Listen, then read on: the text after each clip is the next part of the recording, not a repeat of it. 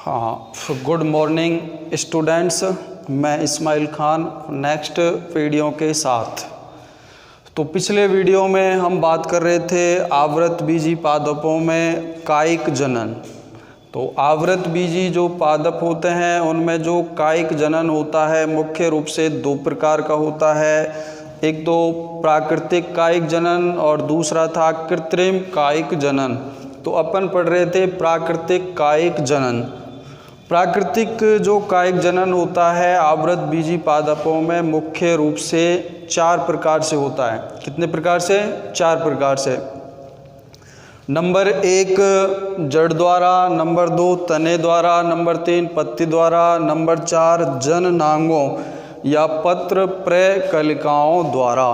ठीक है, तो उसमें से अपन पढ़ रहे थे तने द्वारा कि तने द्वारा जो आवृतबीजी पादप हैं उनके अंदर कैसे कैसे कायिक जनन होगा।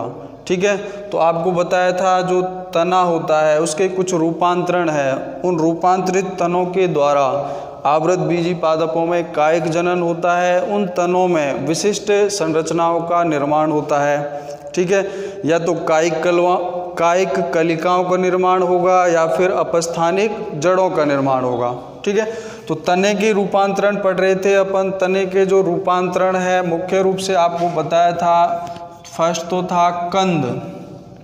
ठीक है, दूसरा पढ़ा अपन ने प्रकंद, तीसरा पढ़ा था घनकंद। ठीक है, चौथा पढ़ा था अपन ने सल्क कंद। ठीक, फर्स्ट देखते हैं कंद। कंद का जो उदाहरण था क्या था? आलू। ठीक है, आलू के अंदर क्या होता है? आलू के अंदर कुछ संरचनाएं होती हैं, उन संरचनाओं को आलू की आँखें बोलते हैं। ठीक है, उन्हीं संरचनाओं से कायिक कलिकाओं का निर्माण होता है। वो कलिकाएं ही क्या करती हैं? जनन का कार्य। ठीक है, दूसरा था अपना प्रकंद। प्रकंद के उदाहरण लिए थे अपन ने हल्दी और अदरक। ठीक है, हल्दी और अदरक, इनकी जो संरचना होती है उसके अंदर जो परुसंधियां वाला भाग होता है उससे क्या निकलती हैं? अपस्थानिक जड़ें। वो अपस्थानिक जड़ें ही जनन का कार्य करती हैं इसमें। ठीक है, तीसरा था अपना घनकंद। घनकंद के उदाहरण लिए थे अपन ने जमीकंद व केसर। ठीक है, इसके अंदर भी क्या होता है? जो परुसंधियां होती हैं उन्हीं से क्या निकलती हैं? अपस्थानिक जड़ें। वो अपस्थानिक जड़ें ही क्या करती हैं? जनन का कार्य है। ठीक है, कल भी बताया था आप लोगों को मैंने पिछले वीडियो में, आज फिर बता देता हूँ। जो प्रकंद और घनकंद होता है इनके जो संरचना होती है उसमें अंतर क्या होता है? जो प्रकंद होता है उसके अंदर तो पर्व और परुसंधियां संख्या में कम होती हैं। ठीक है, और जो घनकंद होता है उसके अंदर पर्व और परुसंधियों की संख्या अधिक होती है। ठीक है, आगे देखते हैं सल्ककंद। सल्ककंद का उदाहरण लिया था अपन ने प्याज व लहसुन। ठीक है, इनके अंदर भी क्या होता है? जो प्याज है उसके अंदर क्या उपस्थित होती हैं? सल्कीय पर्ण। क्या उपस्थित होती हैं? सल्कीय पर्ण। जो प्याज का अपन भाग खाते हैं, जिसको खाने के रूप में उपयोग में लेते हैं, उस भाग को ही बोलते हैं सल्कीय पर्ण। ठीक है, पिछले वीडियो में भी आपको बताया था मैंने, आपसे क्वेश्चन आ जाए कि प्याज में खाया जाने वाला भाग कौन सा है, तो कौन सा होता है? सल्कीय पर्ण। ठीक है, आगे बात करते हैं अपन। नेक्स्ट है अपना ऊपरी भूस्तारी। ऊपरी भूस्तारी। ठीक है, इसके अंदर क्या होता है? कुछ तने ऐसे होते हैं, देखिए चित्र से समझिए। ये नीचे का भाग है, ये तो क्या है? पृथ्वी है, जमीन, भूमि बोल सकते हैं इसको। ठीक है, ये ऊपरी भाग है, ऊपर का वायवीय भाग, वायवीय भाग, सॉरी,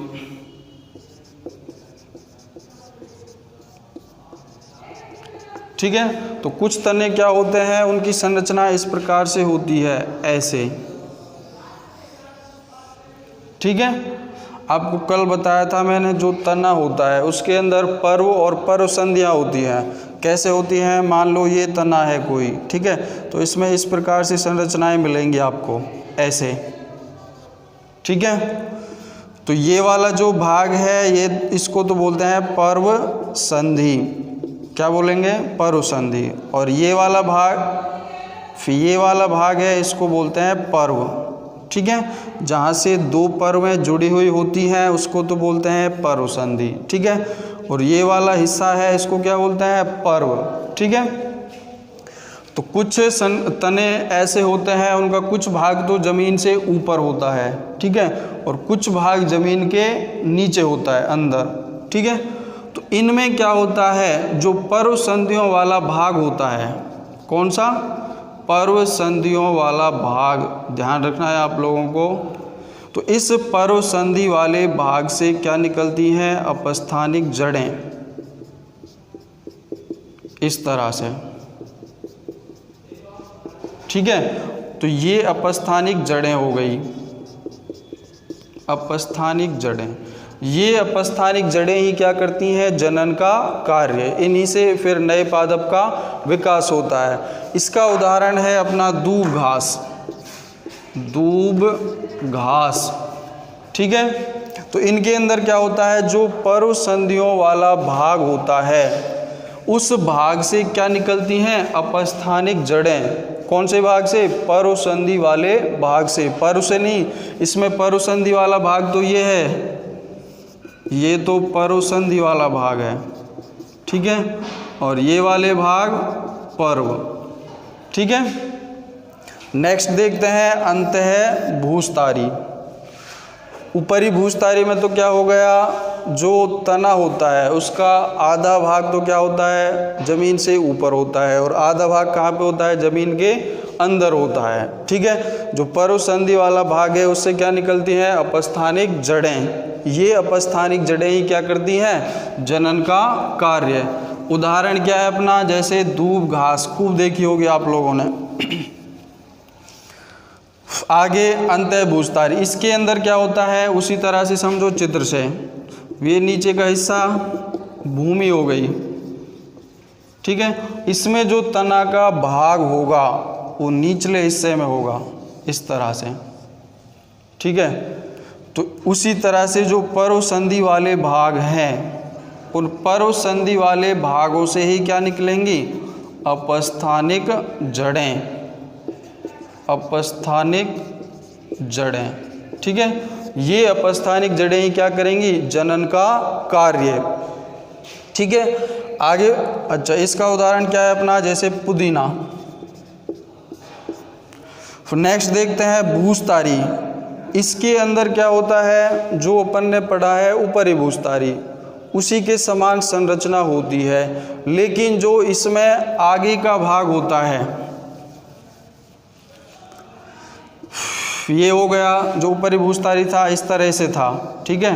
तो जो भूस्तारी होगा उसमें जो आगे का हिस्सा होगा, आगे का ये लास्ट वाला, वो आगे का हिस्सा ऊपर उठा हुआ होगा, जमीन में धंसा हुआ नहीं होगा, ठीक है। तो ऊपरी भूस्तारी और भूस्तारी में क्या अंतर होगा? जो भूस्तारी के अंदर तने होंगे उनका जो लास्ट वाला हिस्सा होगा, शीर्ष भाग, आगे का भाग जमीन से क्या होगा? ऊपर उठा हुआ होगा। फिर ये वाला भाग कौन सा? पर्व। ये वाला भाग पर्व संधि, ठीक है। नीचे ये भूमि, ठीक है। इनसे क्या निकलेंगी? अभी बताया आपको, अपस्थानिक जड़ें, अपस्थानिक जड़ें, ठीक है। भूस्तारी का उदाहरण है अपना स्ट्रॉबेरी, स्ट्रॉबेरी, ठीक है। आगे बढ़ते हैं, लास्ट क्या है अपना? भूस्तारिका। जो भूस्तारिका तने होते हैं वो जल में उपस्थित होते हैं। कहाँ उपस्थित होते हैं? जल के अंदर, जल में, ठीक है। इसका उदाहरण है अपना जैसे जलकुंभी, जल कुंभी। इसमें क्या होता है, कायिक कलिकाओं का निर्माण होता है। वो कायिक कलिकाएं क्या करती हैं, जनन का कार्य। ठीक है, जो जल कुंभी होती है वो बहुत तीव्र गति से अपना विकास करती है। ठीक है, जल कुंभी को एक अन्य नाम दिया गया है बंगाल का आतंक। बंगाल का आतंक। ठीक है, बंगाल का आतंक किस पौधे को बोलते हैं, तो क्या बताएंगे अपन, जल कुंभी को। अब आपके दिमाग में विचार आ रहा होगा कि जल कुंभी को बंगाल का आतंक क्यों बोलते हैं। सुनिए, तो सबसे पहले क्या था, जो जल कुंभी है इसको लाया गया था और इसको जो बंगाल के तालाब हैं उनमें छोड़ा गया था। ठीक है, तो इसने क्या किया, अत्यधिक तीव्र गति से अपना विकास किया और जो तालाब था उसको पूरी तरह से ऊपर से घेर लिया था। उस तालाब के अंदर जो ऑक्सीजन थी उसका इसने क्या किया, अधिक मात्रा में उपयोग। अब अधिक मात्रा में ऑक्सीजन का उपयोग करेगी तो उस जल के अंदर क्या होगा, ऑक्सीजन की कमी होगी। ऑक्सीजन की कमी होगी तो उसका प्रभाव जो जल के अंदर अन्य जीव हैं उन पर पड़ता है। ठीक है, उनको हानि पहुंचती है। तो इसीलिए जो जलकुंभी है इसको क्या बोलते हैं, बंगाल का आतंक। ठीक है, आगे बढ़ते हैं। तने द्वारा हो गए अपने, नेक्स्ट कौन सा अपना, जड़ द्वारा। जब कायिक जनन की क्रिया में पादप का कौन सा भाग काम में आएगा, जड़। ठीक है, तो उस कायिक जनन को क्या बोलेंगे, जड़ द्वारा प्राकृतिक कायिक जनन। ठीक है, कौन कौन से पादपों में होता है, जैसे नीम है, शीशम है, शिरीष है, चमेली है। ठीक है, इनमें क्या होता है, जो जड़ों वाले भाग होते हैं निचले, उनमें क्या निकलती हैं, कलिकाएं विकसित होती हैं। ठीक है, तो वो कलिकाएं ही, उन कलिकाओं के द्वारा ही क्या होता है, पादप का निर्माण किया जाता है। ठीक है, अब इसमें भी जो जड़ें हैं कुछ रूपांतरित होती हैं कंद के रूप में। ठीक है, इसीलिए इनको क्या बोलते हैं, कंदीय मूल बोलते हैं। इनके अंदर भी भोजन का क्या होता है, संग्रह होता है, जैसे तनों में होता है कुछ। ठीक है, तो इसके उदाहरण क्या है, जैसे अपना डहेलिया है, कि क्या है, डहेलिया। नेक्स्ट क्या है, एस्पेरेगस। नेक्स्ट उदाहरण क्या है, शकरकंद। ठीक है, आगे बढ़ते हैं। तीसरा अपना है पत्ती द्वारा प्राकृतिक कायिक जनन।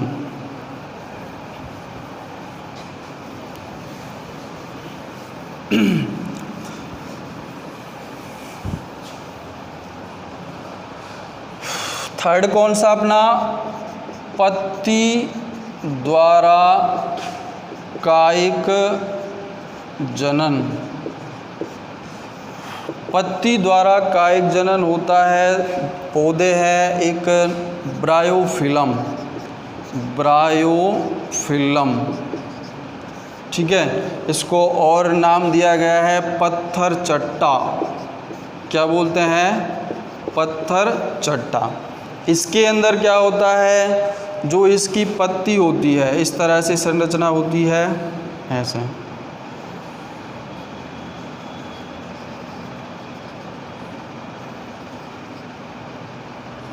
ऐसे। ठीक है, इस तरह से इसके अंदर सिराएं होती हैं, सिराएं। ठीक है, ये वाला भाग पर्णवृंत। ठीक है, और लास्ट में ये वाला भाग होता है पर्णाधार। ठीक है, पर्णाधार वाला भाग कौन सा होता है पत्ती के अंदर, वह भाग जो पत्ती को किसी शाखा या फिर तना है या कोई टहनी है उससे जोड़े रखता है, वो भाग कौन सा होता है, पर्णाधार। ठीक है, इसके बाद में कौन सा भाग होगा, पर्णवृंत। ठीक है, तो पत्ती के द्वारा कायिक जनन जो ब्रायोफिलम है, इसके अंदर क्या होता है, जो इसकी पत्ती होती है वो किनारों से कैसी होती है, कटी फटी होती है। ये दिख रहे हैं आपको कटे फटे ये भाग, इस तरह से। कैसे किनारे कैसे होते हैं, कटे फटे, किनारे कटे फटे होते हैं। ठीक है। तो इन्हीं किनारों पर क्या होता है, कलिकाओं का निर्माण।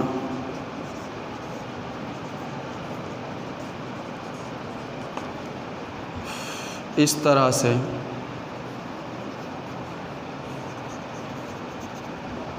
ऐसे, ठीक है। तो ये जो कलिकाएं हैं ये इस पत्ती से आगे चल के नीचे गिर जाती हैं ज़मीन पर, ठीक है। और ज़मीन पर जैसे ही गिरती हैं वहाँ पे विकसित होने लगती हैं और नए पादप का विकास करती है, ठीक है। आपको क्या याद रखना है, जो ब्रायोफिलम है या फिर पत्थर चट्टा है, इसकी जो पत्ती होती है उसके जो किनारे होते हैं वो कैसे होते हैं, कटे फटे होते हैं। उन कटे फटे किनारों से क्या निकलती हैं, कायिक कलिकाएं निकलती हैं। ये जो कायिक कलिकाएं होती हैं आगे चल के पत्ती से नीचे गिर जाती हैं ज़मीन पर, और ज़मीन पर नए पादप का क्या करती हैं, विकास करती हैं, ठीक है। दूसरा उदाहरण है इसके अंदर बिग्नोनिया, बिग्नोनिया, ठीक है।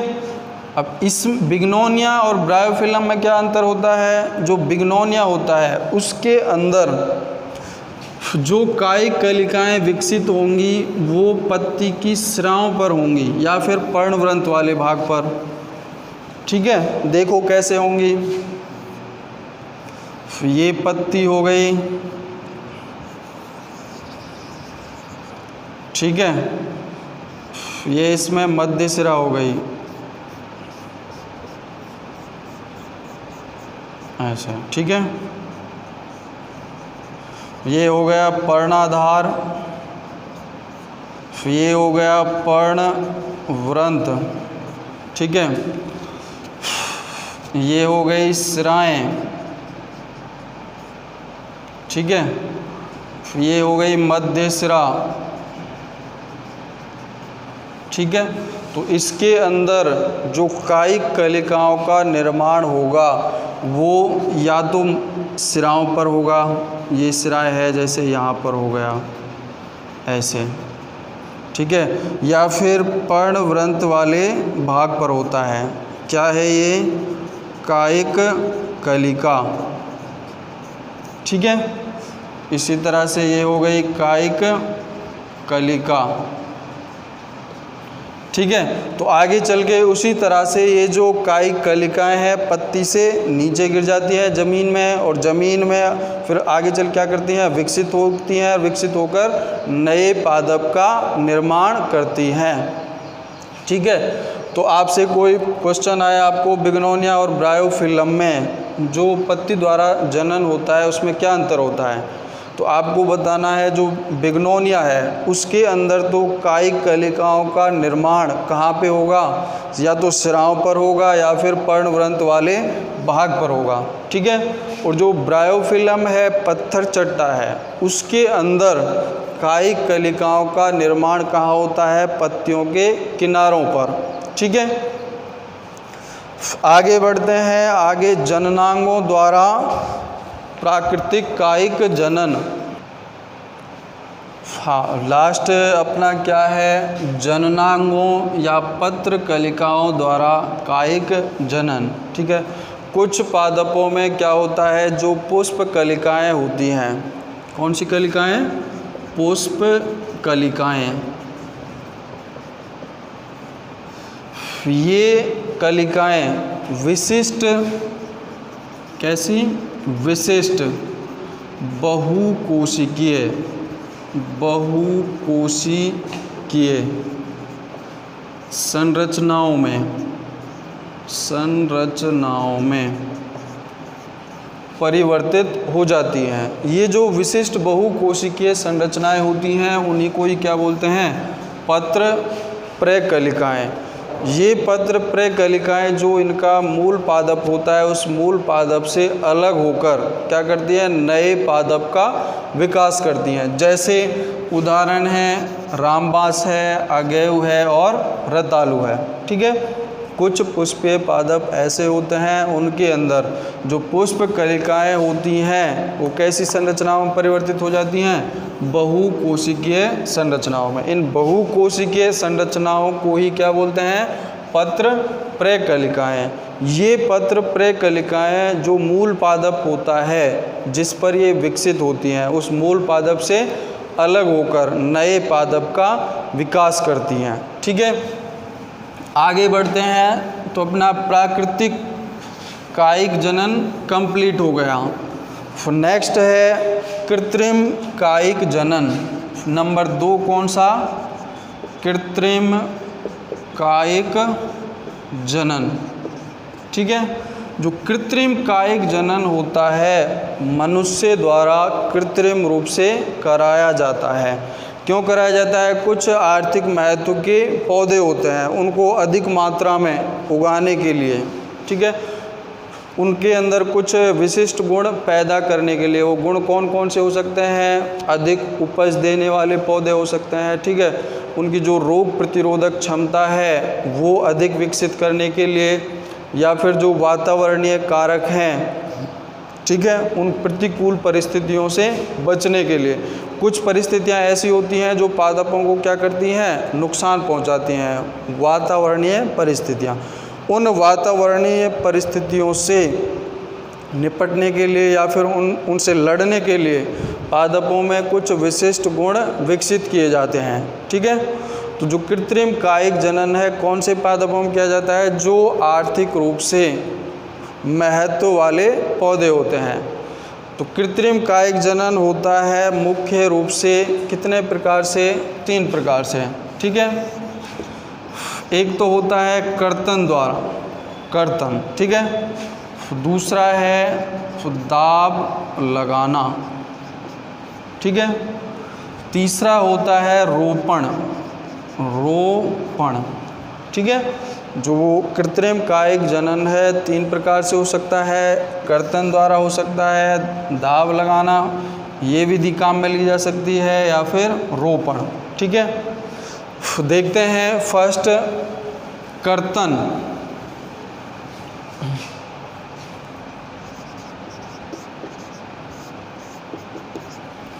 इसमें क्या किया जाता है? जो मनुष्य होता है, कोई पादप अंग है उसको क्या करता है? काटता है, उसके टुकड़े करता है, और उन टुकड़ों को क्या करता है? ज़मीन के अंदर रोप देता है।